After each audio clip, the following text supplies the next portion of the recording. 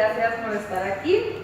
Bueno, efectivamente, el título de mi ponencia pues no da para mucho, ¿no? Es Harry Potter, ¿de qué se habla? Pues de Harry Potter, pero todo dirigido hacia esta cuestión de la traducción del mundo, ¿no? Cómo por medio de la literatura podemos explicarnos lo que ha pasado, lo que está pasando o lo que podría pasar en nuestra realidad. Entonces los voy a encaminar un poquito por las analogías y metáforas que se trabajan en esta saga de libros y de esta manera llegar a estas conclusiones de cómo podemos explicarnos nuestros alrededores.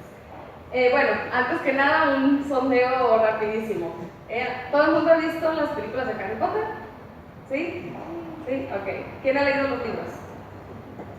Ok, nomás para ver qué tanto me inclino. De todas maneras, anticipándome, las fotos que puse son de la película, para ubicarlos más fácil. Bueno. Primeramente una introducción muy rápida, ¿no? Ciertas cuestiones que siempre me gustan, así me gusta empezar mis clases de literatura, hablando un poquito de cómo la literatura se convierte en una herramienta, no solo para explicar nuestro mundo, sino también para transmitir lo que nosotros sentimos o pensamos. Quisiera ver con una cita de uno de mis autores favoritos, en el libro de La sombra del viento, que dice: los libros son espejos. Solo se ven ellos lo que uno le ayuda a ver. Porque es verdad, ¿no? Los escritores toman esta herramienta, toman la pluma como esta herramienta artística que les va a permitir transmitir no solo lo que ellos piensan o no solo lo que ellos ven, sino cómo quisieran ellos ver el mundo o cómo quisieran ellos explicar cuestiones que a veces no saben cómo. Esta expresión personal que se lleva a cabo a través de la literatura sucede en ambos planos, ¿no? Tanto uno como lector, como el papel que juega el escritor. Cuando nosotros leemos un libro, ¿cómo sabemos que un libro nos gusta o no nos gusta? Muchas veces tiene que ver con esta conexión que encontramos con lo que está escrito ahí. Si yo no tengo una conexión emocional o no entiendo qué quiso transmitir el autor, que siempre hacemos la broma de los maestros de literatura, ¿no? Que a veces queremos explicar hasta lo que el autor ni siquiera pensó, pero en realidad siempre hay cuestiones inconscientes incluso dentro de los libros, ¿no? Entonces, si yo no encuentro esa conexión, difícilmente va a ser un libro pues que me va a gustar o que voy a recomendar. Normalmente nos dejamos llevar por las cuestiones emocionales que tenemos en relación a esas historias. Esos pueden ser no solamente libros fantásticos, como en el caso de Harry Potter, cualquier tipo de libro, no necesariamente uno de este estilo. La escritura entonces, que va ahora sí a la par de la lectura, se convierte en esta manera de la persona que está escribiendo esto de transmitirle a los demás lo que quisiera que los demás pensaran, lo que quisiera que los demás criticaran y sobre todo lo que les gustaría que sus lectores reflexionaran. Si nosotros leemos y nos quedamos simplemente en la superficie, o sea, si no reflexionamos, si no criticamos lo que estamos leyendo, difícilmente estamos aprovechando todo lo que nos trae un libro. Voy a tomar un caso muy fácil, ¿no? El libro del Principito. El libro del Principito lo puede leer, lo hemos escuchado mil veces, ¿no? Lo puede leer un niño, lo puede leer un adolescente, lo puede leer un adulto, lo puede leer un adulto mayor, lo puede leer cualquier persona de cualquier edad y va a encontrar algo diferente en el libro, incluso si nosotros lo releemos. Si lo releemos en diferentes etapas de nuestra vida, vamos a encontrar otras metáforas, vamos a encontrar otro tipo de analogías o figuras retóricas que el autor está utilizando dentro de la literatura infantil para explicar algo muchísimo mayor. Entonces, imagínense qué trabajo tan arduo, ¿no? Yo quiero explicar todos estos sentimientos, quiero explicar todas estas situaciones y logro hacerlo a través de objetos o animales o un niño, en este caso el Principito, y la inocencia de cómo ve el mundo. Si no han leído el Principito, se los recomiendo ampliamente. Cuando nosotros nos empezamos a involucrar en este proceso de lectura, de escritura, que va a ser algo que no podemos controlar. Nosotros en cuanto tomamos un libro, empezamos en este proceso y empezamos a involucrarnos en él. Aquí tenemos que tener en cuenta dos cosas: el contexto de escritura y el contexto de lectura. De esto va a llevarnos a que nosotros podamos entender o entendernos con la persona que está detrás de ese libro, ¿no? Que en este caso es el autor. Si yo conozco el contexto en el que fue creado ese libro, si conozco la vida del autor, si conozco qué lo llevó a escribir esa obra, voy a tener una crítica y una reflexión mucho mayor a que si solo leo el libro.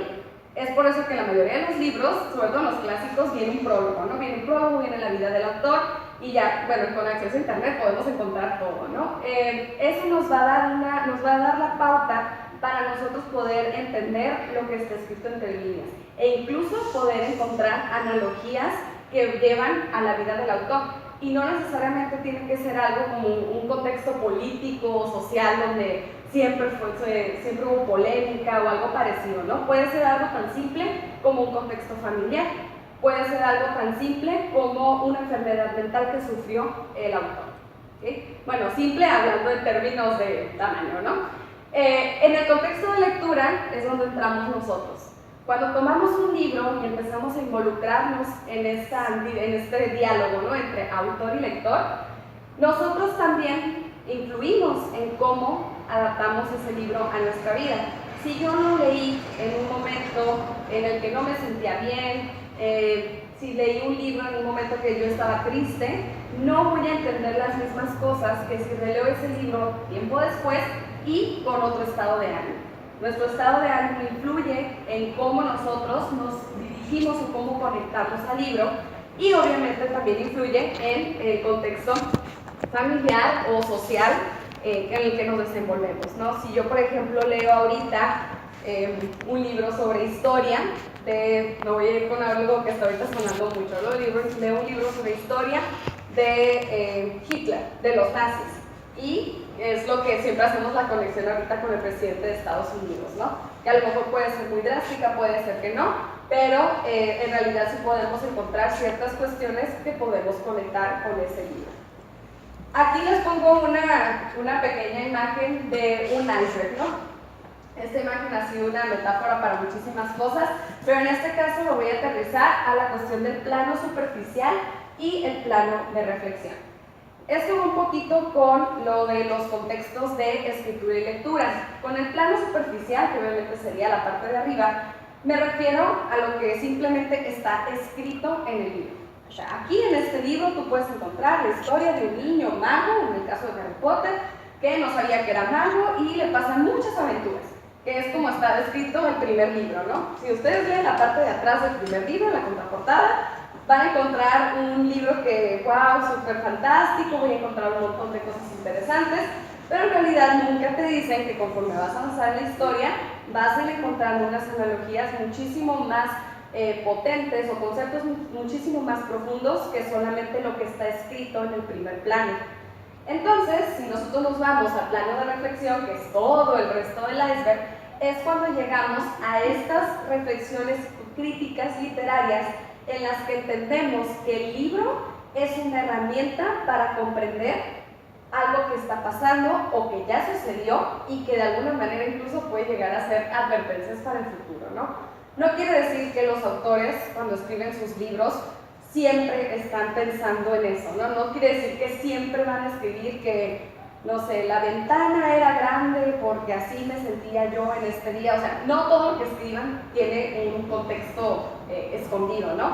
Pero, como les digo, muchas veces es algo que hacen totalmente inconsciente. E incluso, si ellos escriben, por ejemplo, dentro de su libro, a una persona que está en una máquina de escribir, eso ya a nosotros nos da la idea de, bueno, entonces es un libro en el que ellos no conocían otra manera, ¿no? Que a lo mejor no había computadoras todavía, que a lo mejor ellos consideraban a la máquina de escribir como la máxima tecnología. Por ejemplo, en el caso de Julio Verne, todas las historias de Julio Verne que tienen estas cuestiones de avances tecnológicos están de alguna manera avanzados a su tiempo, cuando incluso hay cosas que yo creo que si Julio Verne viviera ahorita se volvería loco de todo lo que ya tenemos, ¿no? Era un visionario de su tiempo, pero en ese momento, en ese contexto específico en el que él escribió, para sus lectores eso era algo totalmente increíble y algo que jamás podría suceder.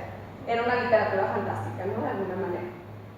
Y bueno, ya llegamos ahora sí a esta parte de la crítica y la subjetividad, que vienen siendo estos factores internos o externos que influyen en cómo nosotros tomamos un libro y cómo lo adaptamos, si nos gusta, no nos gusta, si lo calificamos de un libro trascendental, de un libro que va a pasar de generación en generación, o simplemente va a ser un libro que pues caiga en el olvido, ¿no? Cuando nosotros criticamos, lo hacemos de manera subjetiva. Yo ahorita puedo parar y decirles que Harry Potter es lo máximo del universo y ustedes se pueden decir, bueno, sí está padre, pero no tanto, ¿no? Entonces, siempre la crítica va de la mano con ser subjetivo. Y esto, obviamente, va de la mano con lo que nosotros traemos dentro, no solo en cuestión del estado de ánimo, sino también con nuestro conocimiento previo. Si nosotros ya tenemos algo con qué relacionar lo que estamos leyendo, si a lo mejor leemos los sentimientos o los pensamientos de un personaje y nosotros decimos, ah, entiendo cómo se siente, entiendo a qué se refiere, incluso no tiene que ser una explicación tan larga, ¿no? Simplemente una mueca que haga, alguna descripción de cómo reacciona frente a cierta situación, y si nosotros podemos entender y conectarnos con ese personaje, lo estamos haciendo porque estamos partiendo de nuestros factores internos, de cómo fuimos creados dentro de nuestra familia, dentro de nuestra sociedad, dentro de nuestro círculo de amigos. Y obviamente están los factores externos, ¿no? Que eso ya digamos en nivel macro, ya a nivel social. Yo veo que esto sucede en mi sociedad, veo que esto que está sucediendo aquí en este libro, yo lo puedo relacionar con esto que está pasando ahorita en mi ciudad, en mi país o a nivel mundial. Y entonces, ahora sí, partiendo de esta última parte, de los factores internos y externos, y cómo podemos llevarlos del mundo de Harry Potter, llevarlos a nivel macro, a nivel social ahorita, pues ahora sí es a donde vamos a empezar, ¿no? Primeramente tenemos lo clásico y lo que hemos visto, yo creo que 90% de los libros, películas, incluso de superhéroes, ¿no? El clásico, la lucha entre el bien y el mal. Ahora, aquí lo primero que tenemos que pensar es qué es el bien y qué es el mal. Si empezamos por ahí, bueno, nos podemos ir con 3 horas sobre una plática de filosofía, ¿no? ¿Qué define el bien y el mal? Aquí está bastante simplificado.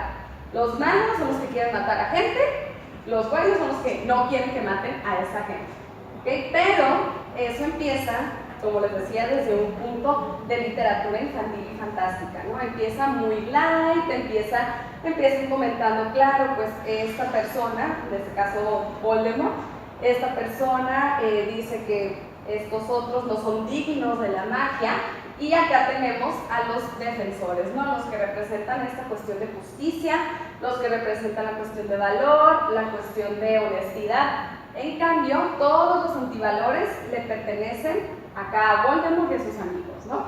Bueno, que ni amigos sean, dejémoslo ahí de secuaces. Entonces, desde ahí empezamos a partir en cuál va a ser el punto principal de toda la saga, que ahí sí ya no solo es un libro, ¿no?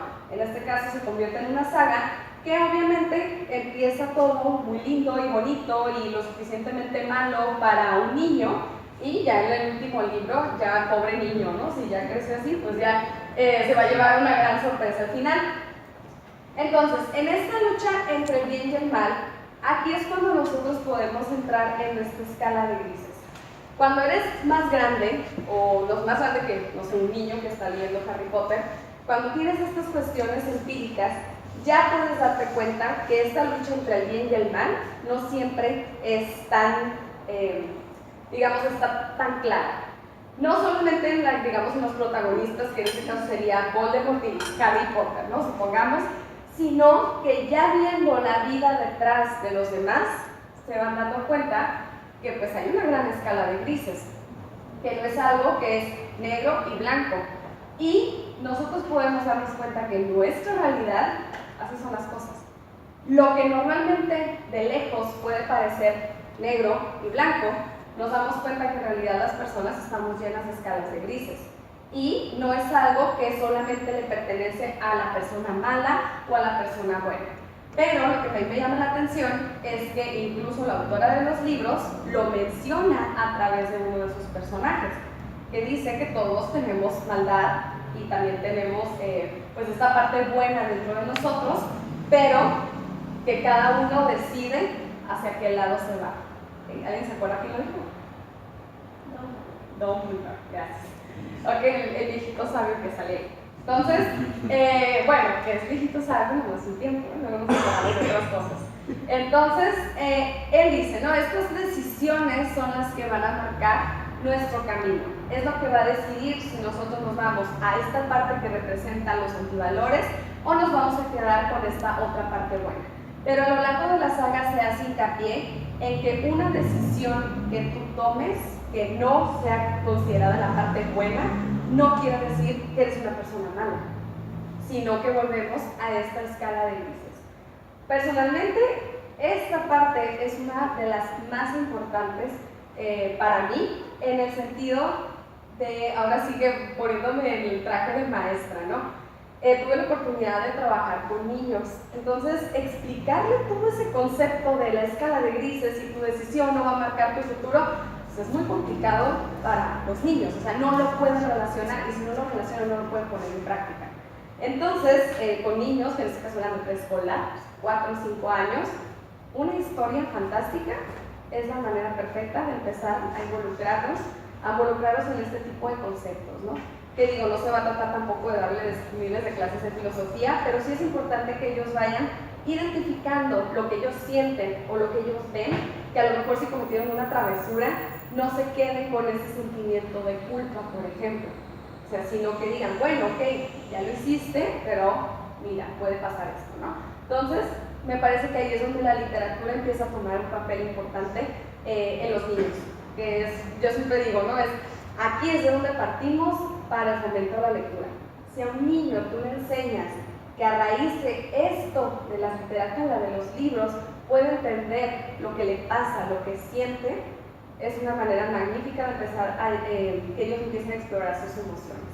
Bueno, me salió un poquito de tema ahí, pero bueno, nos regresamos. Bueno, seguimos, perdón. Esta parte no sale en las películas, ¿ok? Entonces la voy a explicar rapidísimo. Tenemos la PEDO, y sí, así quedó. La PEDO, que significa la Plataforma Ética de Defensa de los Derechos Obreros. Ahora, si yo escucho el puro nombre, lo primero que pienso es la Unión Soviética, ¿okay? Lo primero que pienso es derechos obreros, comunismo, así, ¿no? Como el literal. Pero bueno, aquí hablan del concepto de esclavitud, pero de una parte un poquito diferente. ¿Por qué? Porque como el título lo dice, es cuando el esclavo no quiere ser libre. Cuando el esclavo ni siquiera entiende que es un esclavo. Y cuando acepta su concepto de esclavitud como algo dado y algo que no puede cambiar y que si tú lo cambias se va a caer todo el mundo. Eso lo podemos ver todavía nosotros, ¿no? Y no solamente en el concepto de esclavitud, sino de personas a las que les parece muy difícil desconectarse de algo que se les ha dicho toda su vida. Si toda la vida le han dicho esto y esto y esto y es algo que no se puede cambiar, difícilmente si llega una persona y te dice, oye, no tiene que ser así, no lo vas a cambiar de la noche a la mañana, ¿no? En este caso, aquí tenemos a Hermione, la pueden reconocer por el cabello, y aquí tenemos a Dobby. ¿Se acuerdan de Dobby? ¿Sí? Bueno, este es un dibujito porque no sale esta parte de la película igual, ¿no? Todo lo que tiene aquí arriba son gorros tejidos, ¿ok? Hermione se da cuenta, como ella viene de una familia de no magos, se da cuenta de que los elfos domésticos pues viven toda su vida en esclavitud.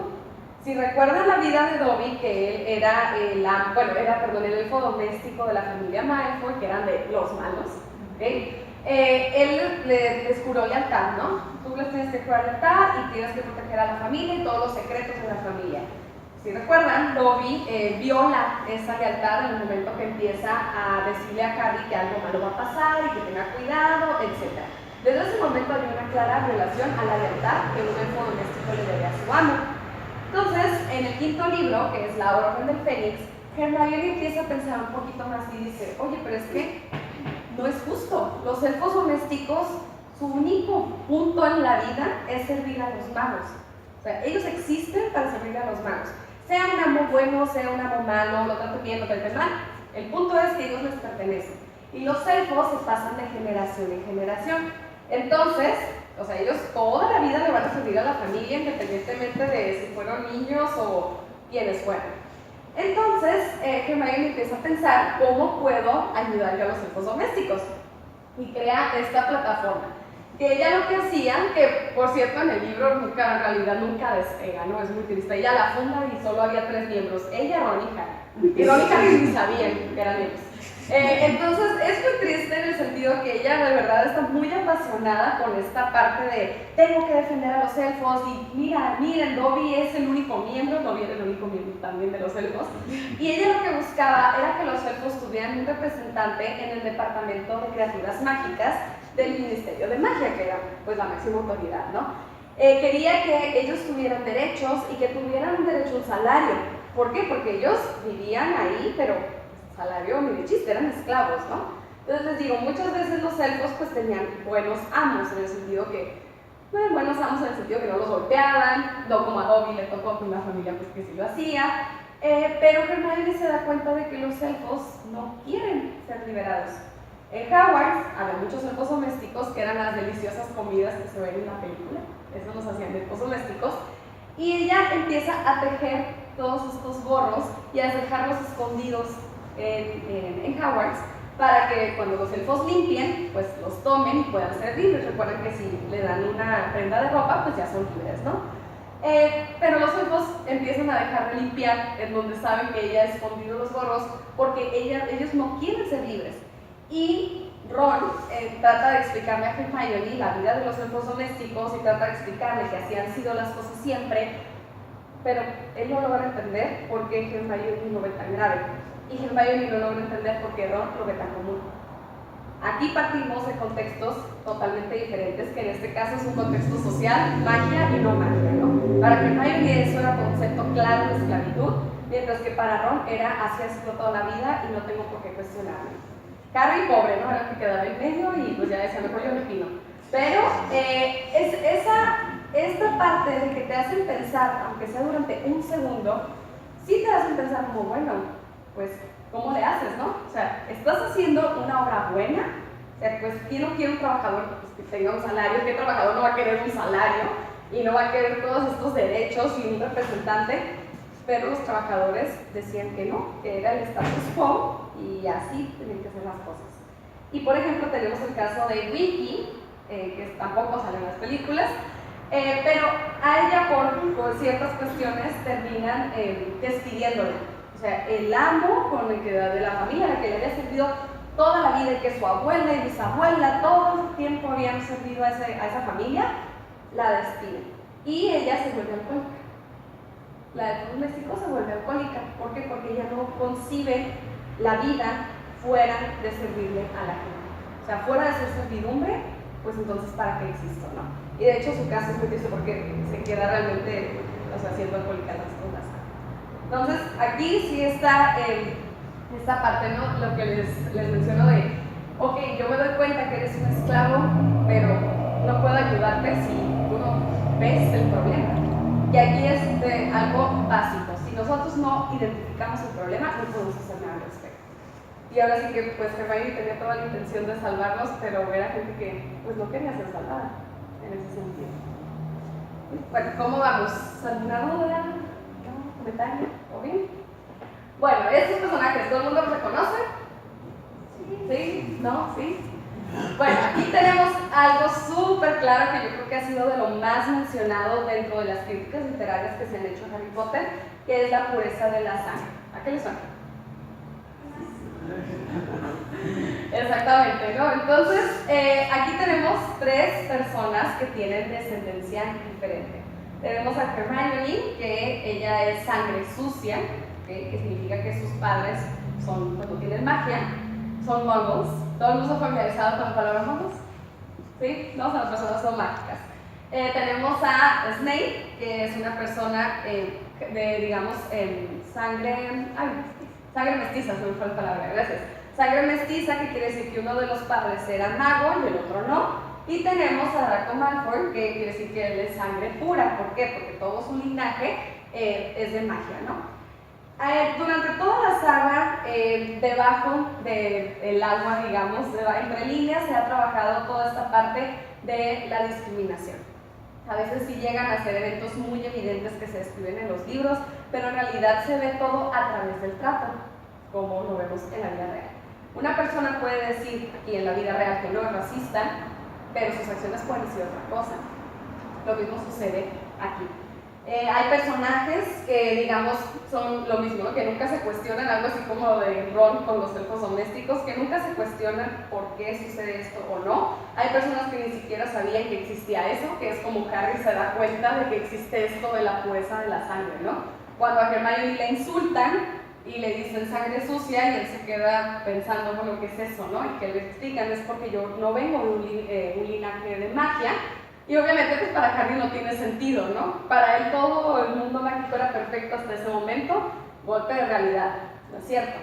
La gente, no porque estés en un mundo mágico, deja de ser racista. Entonces, ese es el ejemplo más claro y el más visible a lo largo de la saga sobre la discriminación. Que hay muchos, créanme que hay un montón, pero este yo creo que es el más claro. Cuando Hermione, bueno, ella sí sabía, ¿no? Que era un insulto, que no era bien visto por cierta comunidad, que el hecho de que sus padres no tuvieran magia o que no fueran magos, lo primero que ella hace, yo creo que inconscientemente, es ser la mejor en todo. Entonces, es algo que también se trabaja, yo creo que más en el segundo libro, que es cuando sale esto de la pureza de la sangre, de, ok, no tengo este linaje, pero me voy a preparar para, digamos, merecerlo. Es algo que ella nunca lo dice claro, pero que se nota durante toda la saga. Siempre siendo la mejor, siempre tratando de superarse, y obviamente lo logra, ¿no? Digo, por algo le conocemos incluso en las películas como la que sabe todo y la que todo resuelve. Pero siempre está esta parte de atrás el linaje, ¿no? Sobre todo cuando, obviamente, tenemos a uno de los bullies principales, cuando Draco Malfoy, pues, la ataca, ¿no? Aparte, pensemos que pues ella tenía 12 años en ese momento, entonces agréguele la pubertad, pues, ya se me entonces, Draco Malfoy, en el otro extremo, es una persona que cree merecerlo todo por el simple hecho de ser sangre pura, que tiene derecho a todo, que, bueno, aparte que su contexto familiar de niño, pues, mal creado, ¿no? Pero él piensa que con esta pureza de la sangre, con estos contactos que tienes, con este linaje que te respalda, tú tienes derecho y tienes privilegios mayores a las personas incluso mestizas o a las personas que ni siquiera deberían estar ahí porque no merecen, pues, digamos, estar en ese mundo, ¿no? Que esta parte es lo que lleva a Voldemort a hacer, pues, todo el punto de la saga. Que Voldemort al final cae dentro de esta parte del mal, pero basando su propósito en, pues, las personas que no descienden de este linaje o las personas que no tienen una relación directa con la magia, pues no deberían ni siquiera existir. Digo, ya es radical, ¿no? Ya se va la parte radical. Lo irónico es que él es sangre mestiza, ¿no? Su papá no era una persona mágica, pero esa es otra historia. Entonces, esta parte de la discriminación yo creo que es lo más importante, lo más de peso que lleva a lo largo de la saga. Una de las partes que más me causó incomodidad conforme iba leyendo la saga, de todos los libros, fue el papel que juegan los medios de comunicación. Yo creo que incluso lo más visible y lo más relacionable que podemos tener, que todos sabemos aquí, o quiero pensar que todos sabemos, que no podemos confiarnos ciegamente de los medios de comunicación. Siempre tenemos que verificar varias fuentes, tenemos que ver de dónde están partiendo ciertos comentarios, de dónde está partiendo cierta noticia, porque de repente los medios de comunicación caen en noticias amarillistas, por ejemplo, y esto se traslada al mundo mágico. Una de las lecciones que Harry aprende casi entrando es que no por ser un mundo mágico, un mundo de fantasía, no significa que no existan los problemas reales, algo de lo que él en teoría quería escapar. Se da cuenta de, pues, que no es así, que en realidad es la naturaleza humana la que propicia todo esto, ¿no? Entonces no es me paso de mundo y mis problemas se resuelven o es otro mundo perfecto, sino que conlleva toda esta carga que también existe en el mundo real. Aquí tenemos dos ejemplos de los principales medios de comunicación del mundo mágico. El primero es el periódico, digamos, el periódico Universal. No el Universal de nuestro mundo, sino digamos el periódico que se maneja en toda la comunidad mágica. Ok, no elegí bien mis palabras. Entonces, el profeta, al principio, incluso los alumnos en Hogwarts lo piden, ¿no? O sea, les llega en su correo y es el periódico, digamos, en el que se enteran de todos los asuntos de la comunidad mágica, hasta que regresa Voldemort en el Cáliz de Fuego y pues Harry empieza a anunciarle, ¿no? Casi sale con una campana a anunciarle a todo el mundo que Voldemort ha regresado, y el director de la escuela obviamente pues le cree y también empieza a hacer estos anuncios. Y es aquí cuando los medios de comunicación se voltean. ¿Por qué? Porque nos enseñan aquí la relación que hay entre política y medios de comunicación. Sobre todo en algo un poquito más simplificado, que era el mundo mágico, pues digamos en Inglaterra, que solo había una cuestión principal, que era el Ministerio de Magia. O sea, no había, digamos, tantas partes gubernamentales, ¿no? Entonces aquí nos enseñan que sí, los medios de comunicación pues no siempre son confiables, no siempre podemos creernos todo lo que nos digan y no podemos tomarnos como una verdad absoluta. Harry lo aprende a los 15 años y todos sus compañeros lo aprenden a los 15 años. Incluso en el libro, eso también sale en la película, hay un enfrentamiento cuando uno de sus compañeros, con los que ha vivido y convivido desde los 11 años, empieza a cuestionarlo y empieza a creer que está loco. Pero eso se da a inicio del ciclo escolar y luego le dice: ¿qué estuviste leyendo? Pues es que todo lo que dice el periódico El Profeta durante todo el verano, o sea, ya digamos le fueron lavando el cerebro durante todo el verano, hasta el punto de desconfiar de una persona que, digamos, vio crecer durante años y de la noche a la mañana ya eres un mentiroso y mira todo lo que dicen de ti. Entonces aquí nos muestran como un medio de comunicación, que en este caso solamente era uno, cómo puede modificar nuestra realidad. Y entonces, si nos modifica nuestra realidad, ¿de dónde parten nuestras críticas? En el momento que nosotros queremos reflexionar y criticar y hacer, digamos, de conocimiento general lo que nosotros queremos transmitirle a los demás, bueno, pero ¿de dónde vas a partir? ¿De dónde van a partir esas críticas si lo que estás diciendo pues viene de una fuente que a lo mejor no es 100% confiable? Y de este lado tenemos el total contrario. Tenemos el periódico, revista, que se llama El Quisquilloso. El Quisquilloso era una revista, digamos, lo catalogaban como para gente loca, ¿no? No te podías creer lo que venía ahí porque eran puras invenciones, pero no invenciones, digamos, serias, de calidad seria como en El Profeta, sino invenciones de, no sé, como algo así como si fuera en nuestro mundo una revista de astrología. Perdón si alguien le gusta la astrología, pero me refiero a que no todo el mundo se lo toma seriamente, ¿no? O sea, digamos que era un periódico como de entretenimiento. Pero cuando El Profeta, la gente está viendo a Harry Potter y a los demás, las personas que están de acuerdo con él, esto empieza a ser la voz de la verdad. El Quisquilloso empieza a publicar verdades, empieza a publicar noticias poco a poco, un poco más verídicas, hasta que obviamente pues llega a oídos de la política y pues al editor, pues ahora sí que empiezan las amenazas al editor, secuestran a su hija, ya sé que si no deja de publicar la revista, pues van a matar a su hija, y todo eso seguimos estando en una saga de niños, ¿no? Seguro. Pero les digo, son cosas que no son ajenas a nuestra realidad. Nosotros, aquí en este mundo, ¿cuántas veces no hemos escuchado en las noticias, en una televisión, en la radio, en los periódicos? ¿Cuántas veces no hemos escuchado desapariciones de periodistas o muertes de periodistas, que tristemente pasan más seguido de lo que quisiéramos? Y aquí también nos lo muestran. Aquí también la verdad no le pertenece pues a la gente. O sea, la política sigue entrando un poquito en lo que quiere que se difunda a los demás. Y ahorita me voy a regresar un poquito a lo de esta parte del periódico. Pues a ver, aquí vamos a esto, ¿no? Aquí tenemos el Ministerio de Magia, que es, les digo, el sector gubernamental pues más grande, donde están todos los, digamos, pues le llaman departamentos, serían como nuestras secretarías. Entonces el Ministerio de Magia, en teoría, representa la máxima autoridad, ¿no? Es donde se hacen todas las regulaciones de la magia, todas las regulaciones de criaturas mágicas, todo tiene que ver con el Ministerio de Magia.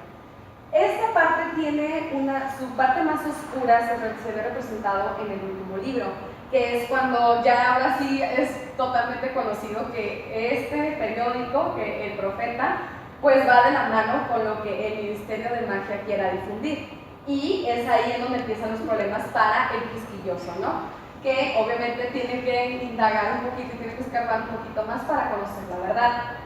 El Ministerio de Magia, como máxima autoridad, nos da a muchos personajes interesantes que vienen siendo los encargados de departamentos, pero cuando Voldemort empieza a meterse un poquito en la parte ya política, porque obviamente su punto era un control político, que ya empieza a haber irregularidades, empieza a haber corrupción, y ahora aquí agreguémosle el efecto existe la magia.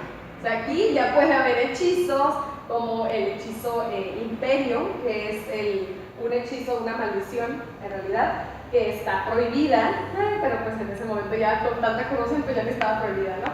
Que lo que hace es manipular a las personas. Si yo te hago el hechizo a ti, tú vas a hacer todo lo que yo quiera.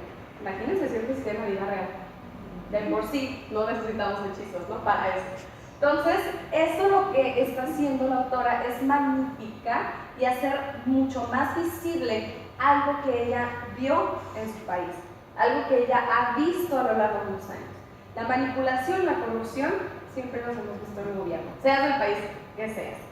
Y eso es algo que ella quiso hacer muchísimo más tangible en su literatura por medio de las maldiciones, ¿no? Aquí ella ya tenía esta herramienta de la magia y puedo trabajarlo de manera que todo se haga más visible y que mis lectores puedan entender a qué me estoy refiriendo, que ellos puedan hacer las analogías inmediatas y no tengan que esperar a, no sé, hacer un análisis en la universidad o hacer un análisis en preparatoria ya con algo más específico, sino que sea algo que salte a la vista en el momento que lo estoy leyendo.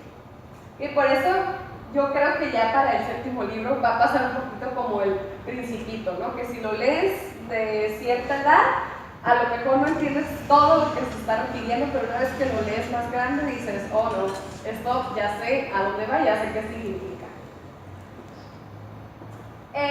Aquí, que es lo que les decía que me iba a regresar un poquito a lo de quisquilloso. En teoría la escuela debe ser un lugar seguro, ¿no? Por algo le llaman que la escuela es la segunda casa. Pasamos muchísimas horas de nuestra vida en la escuela. Si la escuela en la que en este caso Harry Potter, para Harry representó un nuevo inicio, ¿no? Para Harry representó vivir fuera de un contexto familiar en el que pues era abusado.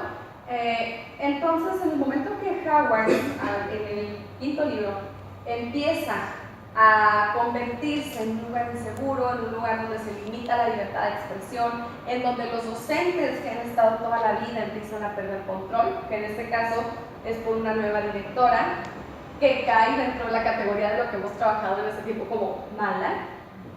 Aquí entonces empieza a transmitirse esa idea, no de la escuela ya no va a ser un lugar seguro para ti, lector, sino de cómo identificar emociones. Todo este libro, que sucede cuando la mayoría de los alumnos tienen 15 años, empieza a trabajar mucho con las emociones de incomodidad, con las emociones de no me siento a gusto y voy a hacer algo al respecto. Entonces también les ayuda a nuestros adolescentes, a nuestros niños, a decir cuando no estoy de acuerdo con algo, pero todo de manera, digamos, diplomática, ¿no? Digo, al inicio empieza todo de manera diplomática. Por ejemplo, Hermione, como les digo, es la que sabe todo y todo lo hace. Desde el discurso de la nueva profesora empieza a comprender lo que ella dice entre líneas. Desde ese momento empieza a pensar, no, aquí algo está pasando y esta profesora no trae nada bueno por la manera en la que habla, por la manera de lo que dice que va a cambiar. Entonces nosotros podemos analizar muchas cosas por el discurso de las personas, pero aquí lo podemos ver claramente, ¿no? La escuela comienza bueno, aquí no se alcanza a ver, pero están, este tipo de decretos, se le llaman, están pegados acá en todo alrededor. En el último libro, que es Directora, aquí tenemos un ejemplo de esos decretos, ¿no? que aquí dice que cualquier alumno al que se le encuentre con la revista del quisquilloso, que era la que en ese momento ya decía la verdad, en ese momento te van a expulsar. Entonces, ¿qué me están diciendo? Que entonces ya no tengo libertad de expresión en la escuela. O sea, ya no me siento seguro y ya no siento que sea mi inicio nuevo, que era lo que Carrie sentía desde el inicio, ¿no? Aquí muchos, bueno, la mayoría de los decretos son del estilo. Si no cumples con tal cosa, vas a ser expulsado, va a haber una sanción. Entonces, esto nos lleva a reflexionar un poquito sobre las libertades también de los alumnos. Las libertades, en este caso de la escuela, que en el caso de Harry Potter, Hogwarts representaba muchísimo más que una escuela, ¿no? Era, digamos, la única entidad en la que se podían trabajar los docentes y los alumnos, y que los alumnos salían directamente al mundo mágico, algo así como la universidad, aunque pues en este caso estaban un poco más pequeños. Ay, perdón, ella fue directora en el sexto, no me acuerdo. Bueno, y ahora sí, pues ni siquiera los animales fantásticos se salvan de convertirse en analogías. No me acuerdo si en la séptima o la octava película, conocemos a esta dragona. Ella estaba encerrada en el banco del mundo México, el banco Gringotts, estaba encerrada y era el guardián de las bóvedas que contenían, pues ahora sí que tesoros familiares o que eran muy antiguas, pero vivían bajo tierra. Y el único propósito de esa dragona era cuidar la bóveda. Y bueno, creo que no lo alcanzan a ver, pero tenía cadenas, o sea, estaba encadenada. Y además, para poder entrar a esa bóveda tenías que asustarla con sonidos. O sea, como a ella la torturaban con esos sonidos, en el momento que los escuchaba, pues ya tenía miedo, ¿no? Ya estaba entre las analogías. El maltrato animal, obviamente, aquí lo vemos que está encadenado y que incluso Hermione hace un comentario, ¿no? Que eso, no me acuerdo exactamente, pero sí dice que hasta no puede creerlo que esté pasando eso en este mundo mágico donde se suponía que todo era perfecto, ¿no? Yo creo que Hermione desde los elfos domésticos ya había perdido la fe. Y tenemos también a los Thestrals. Los Thestrals tienen esta connotación negativa porque solamente la gente que ha visto la muerte los puede ver. Entonces siempre van conectados con la muerte, pero de alguna manera con una cuestión pues negativa, de dolor, digamos más oscuro, ¿no? Pero en realidad, como podemos ver en el personaje, eran animales pues dulces, realmente no eran atemorizantes por más que parecieran, eran como tipo caballos. En realidad era más esa relación que la gente había hecho y que por eso muchas personas los evitaban. Pero la realidad era que simplemente era una connotación que nosotros habíamos relacionado, ¿no? Yo la verdad lo primero que pensé fue en el caso de los pitbull, que creo que lo vemos bastante. Que los pitbull los relacionamos con, no, son bravos y muerden a todo el mundo y pues en realidad la gente es la que los vuelve así. No, ¿los qué?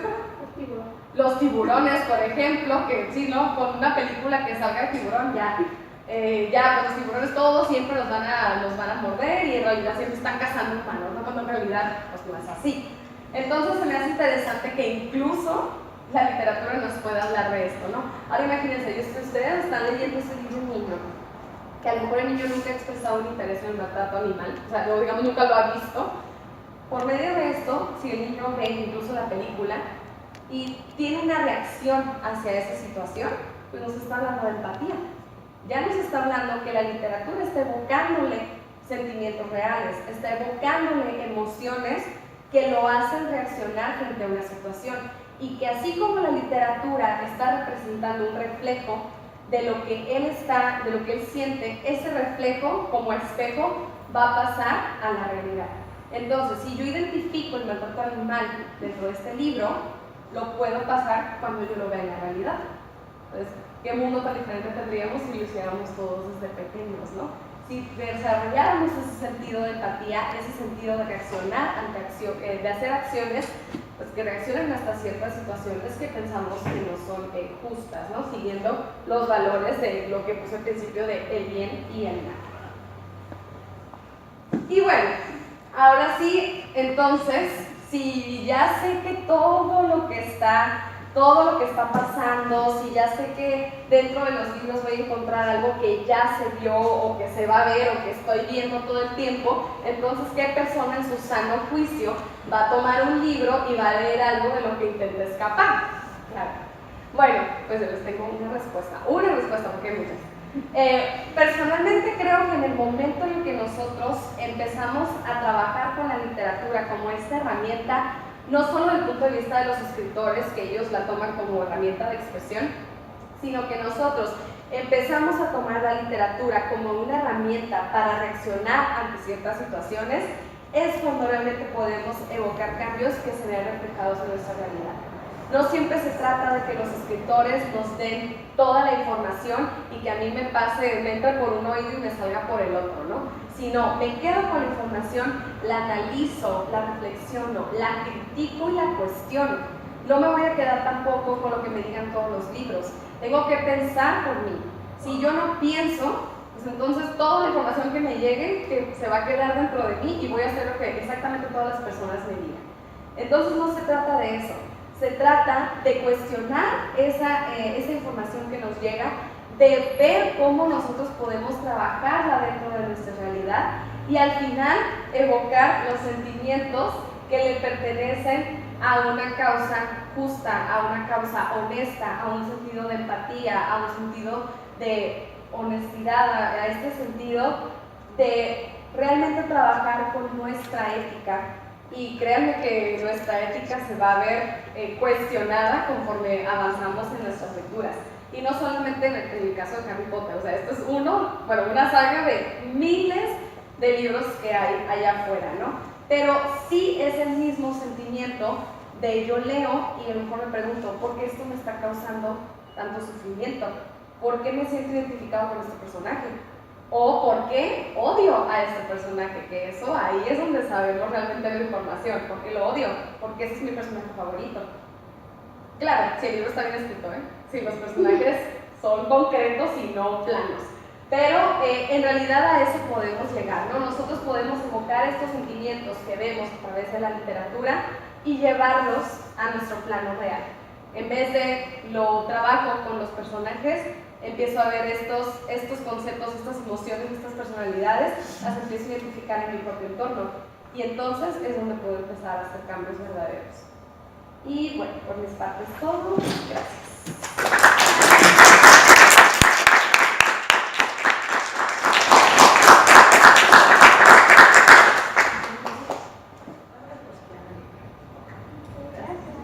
Perdón, hay mi pregunta, sí, pregunta. Sí, ¿no hay preguntas? Sí, yo se me olvidó por completo. Me quedé con algunas preguntas. Sí, adelante. Ahorita que platicaba esta parte del conectar la historia que uno lee en el libro con la realidad y el cuestionarse por qué leer algo que de alguna manera ya se sabe, o refrescar eso que ya se sabe. El lograr puentearla de lo leído a lo práctico, ¿por qué es tan difícil? Esto me recuerda, cuando estaba escuchando, me recuerda una escena de la serie esta de la Big Bang Theory, donde van todos vestidos de superhéroes de una fiesta y pues todo el mundo caracteriza a su personaje preferido y luego son testigos de que están robando un auto. Y entonces ellos se quedan bien que algo no está bien y no saben cómo reaccionar a pesar de haberse soplado todos los libros de los superhéroes, y entonces optan por dar media vuelta e irse porque son conscientes de que ellos no son ningunos superhéroes, pues son gente adulta, ¿no? Pero incluso no son capaces de sacar un celular y marcar al 911. Nomás adelante se va. Y eso es muy común, eso yo lo he visto muy común, digo, me ha tocado vivirlo también con estudiantes en la escuela. Me ha tocado ver que, por ejemplo, en una ocasión yo tuve un accidente, me resbalé en una lluvia y nadie se acercó a ver cómo estaba. Me tuve que arreglármela yo solo y todos volvieron a verme, vieron que me caí y siguieron a su cotorreo. No, oye, ni eso. Y eso valió la pena. Y eso valió la pena, ¿no? Y eso valió la pena, ¿no? Entonces, esta parte de la conexión, porque yo sé que todos ellos tienen sus superhéroes, son superfans, ¿no? Pero me da la sensación de que son conscientes de que muchos de lo que leen son ficticios, pero sin embargo el heroísmo es real, sí existe, y la historia de nuestro país está lleno de héroes, no superhéroes que tienen superpoderes, pero sí de héroes que han logrado cambios sociales. Y le platicaba a mi esposa de que miraba con mucha tristeza cómo se iban perdiendo esos verdaderos héroes de la educación y la cotidianidad de nuestras vidas, sustituyéndolos por héroes ficticios que a la hora de la realidad, a la hora de enfrentar una realidad, no hacemos ese clic que si tuviéramos un héroe real que nos dé un ejemplo, por decirlo. Entonces, quisiera platicar un poquito ahí de eso. Pues bueno, yo estuve dando clases de historia durante un tiempo de historia universal, y algo que yo vi mucho con mis estudiantes fue que en el caso de la historia, hablando de los héroes reales, veíamos que en el afán de quererlos hacer tan héroes, terminaban mintiéndonos en la historia. Entonces, si yo durante toda mi vida me habían explicado esto, y luego llego a la preparatoria y me dicen, bueno, ¿se acuerdan lo que sabían? Pues hay más de la historia. Y de alguna manera siento que se les caía del altar el héroe de verdad, ¿no? Entonces, a lo mejor puede que por ahí, no puedo hablar por todos, no puedo generalizar, pero a lo mejor puede que por ahí, por eso se perdió esta cuestión de como admirar a un héroe de verdad, que claro que hay muchísimos héroes y que no siempre están en los libros de historia, ¿no? O sea, hay héroes en todas partes cotidianos, exactamente. En el caso de los superhéroes o de los personajes favoritos o de incluso libros, yo en los superhéroes en especial he notado que donde tienen que reflexionar es por qué te gusta ese superhéroe. Porque puede ser que te diga, por el traje, porque tiene puras mujeres, porque, o sea, ¿qué razón es la que te lleva a que te guste ese superhéroe, o que tú digas, yo quiero ser como ese superhéroe, quiero representar ese valor del superhéroe, ¿no? Cuando yo hablo de esta parte de tomar estas emociones que nosotros vemos o reaccionar ante ciertas situaciones, tiene que partir de un proceso de reflexión propio. O sea, si yo, número uno, no me conozco, no voy a saber ni por qué estoy conectando con los personajes. O sea, si yo digo, no, a mí este personaje me cae mal, ¿por qué te cae mal? Por esto y esto y esto. ¿No eres así tú? Ya ves lo que dicen, ¿no? Que a lo mejor la gente que te cae mal algo te recuerda. Entonces lo mismo puede suceder con los personajes, porque los personajes simplemente son reflejo de gente que existe. O sea, la gente así está en la literatura también. Que obviamente, como en este caso, que a veces lo amplifican, ¿no? Para que digas, ay, sí, así, no tanto, pero así, que lo mismo pasa con los superhéroes. Los valores son reales y el heroísmo es real, solo que pues aquí ya le ponen la parte fantástica, ¿no? Pero entonces ahí tendríamos que caer en ese proceso de por qué te gusta, porque lo admiras. Y la respuesta ideal para poder hacer ese puente sería la cuestión de los valores. Ahora sí que de ahí partiría, ¿no? Reflexionar un poquito nosotros por qué te gusta, por qué te llama la atención, o por qué te molesta, o qué te molesta, o incluso que muchas veces en los superhéroes llega a pasar eso. Hablo de las películas porque no he leído cómics, que llega a pasar mucho que los ponen como seres muy perfectos. Entonces, en el momento que tu ideal se vuelve ser perfecto, pues ya perdiste, porque eso nunca va a pasar. Entonces, sí tendríamos que, pues, mi recomendación, ¿no? Sería cómo hacer este proceso de reflexión de cómo o por qué estoy siguiendo a este personaje. Y así creo que sí recuerdo esa escena de Big Bang Theory, que se voltean y se van todos. Y incluso sí, se pudieron haber hablado del 9/11 y ya habrá sido su momento de heroísmo, lo que sea. Así es. ¿Alguna otra pregunta, anécdota, comentario? Sí. Yo quisiera profundizar un poco sobre su experiencia con lo de los niños. Dice que utilizando la literatura fantástica se puede de alguna manera enseñarles estos matices de la vida que son complicados y que uno los va aprendiendo a trancazos a lo largo de la existencia.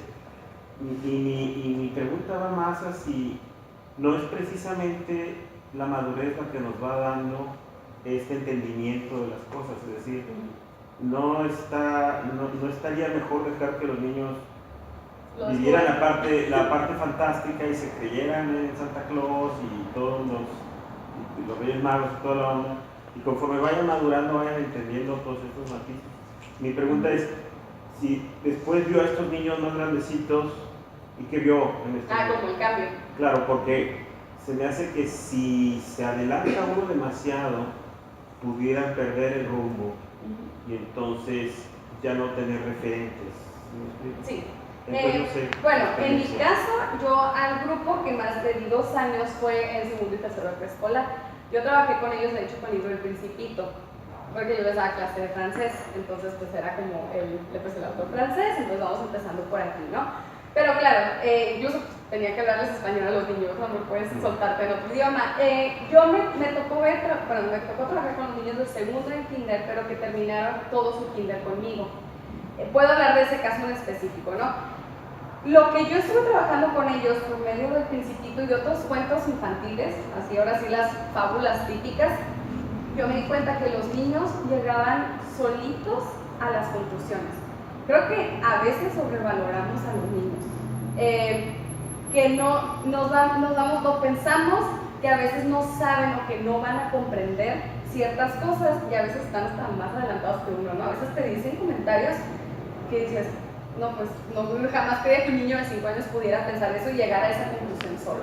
Sobre lo que menciona de adelantarnos o de, digamos, de adelantarle su proceso de madurez, sí tiene que haber un equilibrio. Como de hecho les comenté ahorita, no puedes soltarles 3 horas de filosofía y soltarles como, mira todo lo que vas a encontrar en la saga de Harry Potter.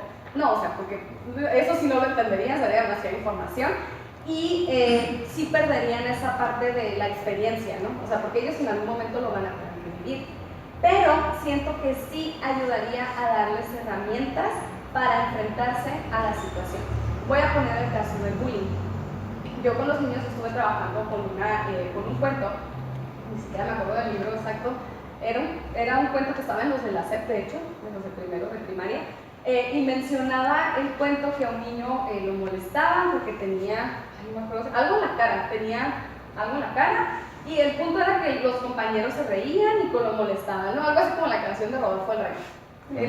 Lo molestaban mucho que porque tenía algo, y lo estábamos leyendo nosotros en el salón y ellos preguntaban y comentaban, ¿no? O incluso había ciertos niños que sí se reían, ¿no? Y que seguían la pauta de los bullies del cuento. Y pues ahí sí tú como maestra como alerta roja, ¿no? ¿Por qué? Porque ellos decían que sí, o sea, que se reían incluso del dibujito, ¿no? Pero tenías después a otros niños que decían, es que no te tienes que reír de la gente, es que ¿por qué te vas a reír? O, no, ellos te decían como que no me da risa. O sea, en su mente no conectaban el yo me tengo que reír de esta persona. Y en el caso de un niño en específico, yo vi cómo pasó de no decir absolutamente nada, o sea, era un niño muy callado y muy tímido, al final de tercero de kinder, ya cuando se iban a graduar, ya era un niño que se acercaba contigo y que ya te decía, profe, tal niño me está molestando, o incluso le decía al niño, no me molestes. Una vez le dijeron, no me molestes por favor, y dije, o sea, no me molestes por favor, le dice. Y obviamente el otro no le hacía caso, pero ya tenía el valor de decirle, no me molestes, por favor. En ningún momento le regresó golpes o en ningún momento le contestó, le gritó de alguna manera, o incluso en el caso de otra niña que lo relacionaba con el Principito, ¿no? Que ella siempre decía, es que, profe, te traje esta flor, siempre llaman flores, ¿no? Para que la cuides como el Principito cuida su rosa. Entonces, ¿qué te va enseñando? O sea, la niña traía una flor, o sea, que me la dio, ¿por qué? Porque ella sabía que yo tenía que cuidar a la planta. Y me preguntaba por la flor a cada rato, ¿eh? O sea, me preguntaba por la flor, y la flor, profe, ¿y dónde tienes tu flor, profe? ¿Por qué? Porque van haciendo esas relaciones o saben enfrentarse un poquito más a la situación. Digo, tampoco el niño, el que lo molestaba, tampoco iba a pararse como el bullying es algo que tú no tienes que hacer. O sea, no le iba a dar como una cátedra, ¿no? Pero ya sabía que si algo lo estaba molestando, podía decirlo. Y que no tenía que quedarse callado. Entonces sí, o sea, ese es un bullying al que se iba a enfrentar. Conforme iba avanzando, ya no le iba funcionando el no me molestes, por favor. O sea, dile eso a alguien de preparatoria y no va a funcionar. Pero desde niño empezó a tomar estas herramientas. Entonces yo creo que a través de la literatura podemos darles como mini herramientas, pero tampoco podemos protegerlos de todo, porque los golpes de muchas cosas y de todo esto, de que lo que expliqué y más, o sea, les van a llegar porque les van a llegar, pero sí podemos darles herramientas poquito a poquito para que por lo menos logren identificar los problemas, porque como les decía, si no logramos identificar los problemas, pues no podemos hacer nada al respecto, ¿no? Esa fue mi experiencia con los niños.